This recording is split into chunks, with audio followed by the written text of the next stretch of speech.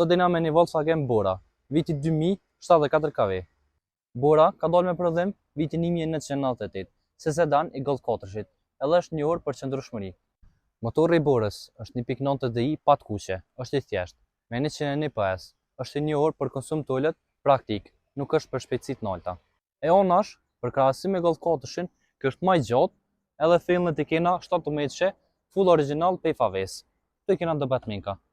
Mbrapa i kena shumë paq, drita kristal. Këtë e kena një farë animacionit vogël.